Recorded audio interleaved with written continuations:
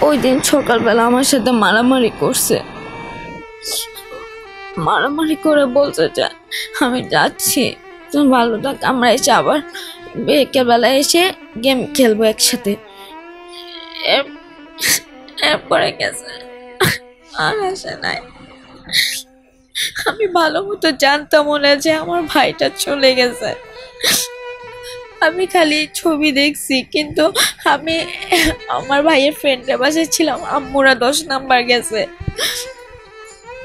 আমাকে ওরা বলছে ভাইয়া এখনো আছে, ভাইয়া ট্রিটমেন্ট চলতেছে। আমাকে 1টা বাজে আমাকে বাসায় আনা হয়, সবাই ধরে আনছে আমি বাসায় শুয়ে আছি। আমাকে সবাই জোরে কাঁদতেছিল। আমি দেখি যে আমাদের বাসার গ্যারেজের গেট খোলা এবং লাইট জ্বালানো, অনেক মানুষ ভিড় হয়ে আছে। আমি বলি কি হয়েছে আমাকে একটু বলো না। আমি বাসায়, আমাকে সবাই আটকে রাখছে, শুয়ে আছে আমার পাশে, সবাই বুঝেছে আমাকে যাইতে দিবে না নিচে। হঠাৎ করে আমি শুনতে পাই নিচে সবাই কাঁদতেছে।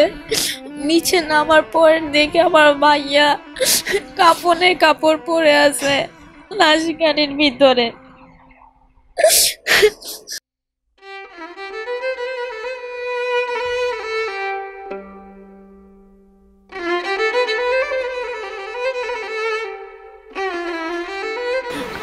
আমরা রাত্রেবেলা একসাথে এবিস নেই, একসাথেই শুইতাম, কিন্তু আর তো কেউ শোয়ার নাই, কেউই শোয় না আমার সাথে। আর কয়দিন একাই তো শুইতে হবে, কেউ কেউ আমার বাসায় শুবে না, আমি একাই শুবো। আগে যেমন ভাইয়া, আমরা রাত্রেবেলা যখন জাগতাম ঘুমানোর আগে, ভাই বলতো ওই দেখ জানলার মধ্যে কিন্তু ভূত আছে, তোকে কামড়াবে। আমি ভয় পেতাম, আম্মুকে ডাক দিতাম, বলে দাঁড়া দাঁড়া। তারপর সূরা পড়ে আমাকে ঘুম পাড়ায় দিত, মাথার মধ্যে হাত কুলায়। এখন আর কে বলবে?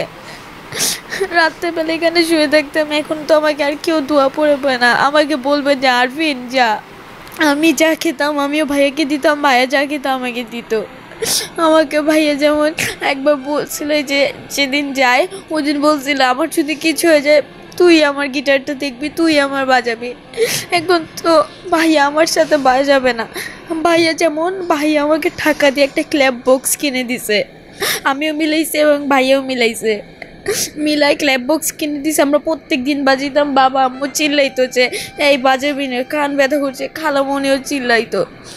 কিন্তু এখন তার কেউ বাজানো নেই, কে ক্ল্যাপ বক্স বাজাবে আর কে গিটার বাজাবে? আমার ভাইয়া কারো কাছ দিয়ে শিখে নেই গিটার, অনেক সুন্দরভাবে বাজাইতো, অনেক সুন্দর সুন্দর টিউন বাজাইতো। এখন তার কেউ বাজাবে না, চিরকালের জন্য ভাইয়া শুয়ে পড়ছে। আমি নিজের হাতে আমার ভাইয়াকে কবর দিয়ে আসছি।